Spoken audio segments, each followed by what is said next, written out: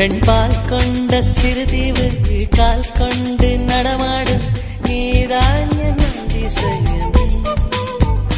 உலகில் ஏழல்ல அதிசயங்கள் வாய் பேசும் பூவெனி எட்டாவது அதிசயமே.